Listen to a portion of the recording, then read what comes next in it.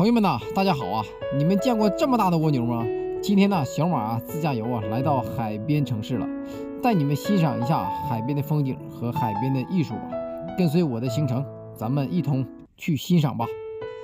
朋友们呐，咱们呢刚才亲身体验了一下望山铺村的恶劣天气咱们呢也征服了悬崖绝壁、高耸如云的13峰现在呢，咱们继续驾车前往龙海广场。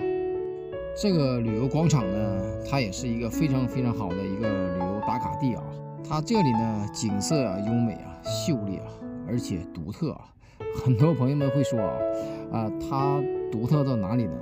现在呢，小马先给朋友们呢卖关子一会儿到了呢，小马再一一给朋友们呢慢慢的解说现在呢，咱们行驶在呢小凌河海口大桥之上这个桥建在天地之间两侧没有任何的建筑物行驶在这个大桥之上呢，就仿佛一条巨龙直穿云霄视野呢是非常的宽阔这边呢属于沿海地带没有什么山咱们看得到呢，只有辽阔的大海还有一些平原这些沿海路段呢也是非常的平坦走这么远来说的话，这个路的话还是非常的好走的而且限速也是蛮高的平常呢这国道呢一般都是50、60、70这个限速呢可以达到80码每小时也是非常的高的再往前呢就快到咱们的目的地了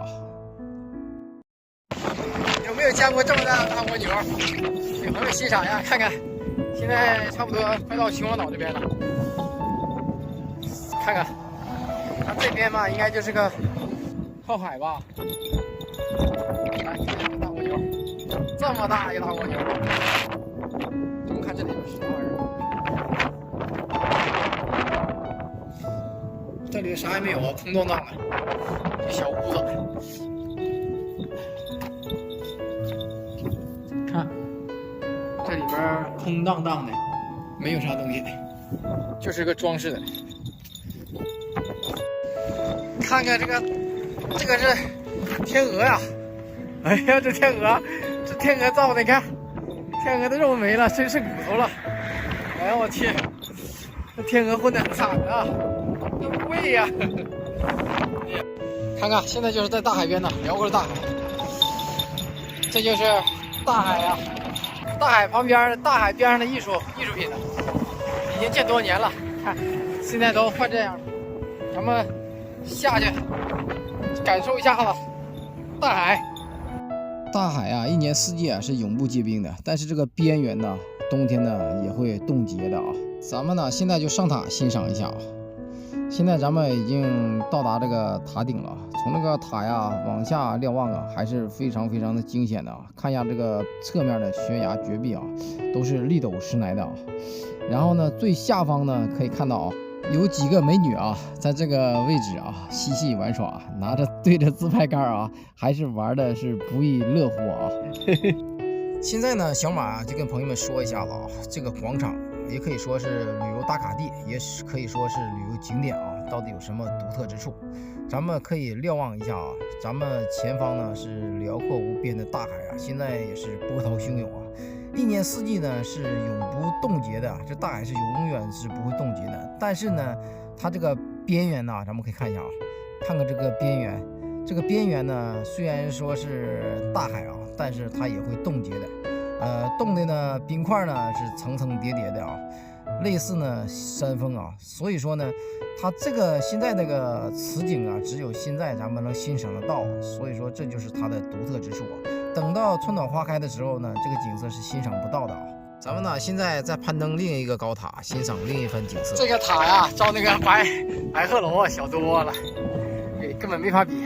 咱们上去看看，看这个塔里边都有什么古老设施，看看有没有吸引咱们眼球的。走，随着我的脚步上去看一下。走。哇，可以还可以上去这都是现代建的，应该是。这个柱子都是水泥柱嘛。咱们一层一层上去看一下欣赏一下但是你虽然是现代建的它也是仿古的。也是多少应该也有一些年限了。绘画的还是栩栩如生的啊，看看，还是非常的漂亮。咱们呢现在来的这个广场啊，也可以说是旅游景点啊。这个位置呢是允许宠物入内的啊，所以呢我就把我这个金毛公主一起带上了。咱们现在就攀登高塔，到达上端呢，欣赏一下上端的美景啊。这个一个观景台了，里面没什么设施，只是说一层一层的，在上面可以欣赏一下子周边的环境的风景，就跟刚才那个小塔跟那个小塔差不多少。哇，我去，不上了，这家伙，哎呀，这风，我去，太他妈冷了，真是受不了啊！哎呦我去，这手一拿出来立刻蹬八爪，哇操，外上面的风太大了。不是我懒闲呐，真的大呀！我的妈，怪不得这个塔上面没有人上去管地调阵呢。原来他妈的都是吹跑了，原来，怪不得刚才没有人在塔上玩的，原来都吹跑了。这家伙的风老他妈冷了，哎呦我去，太他妈冷了，说话都费劲。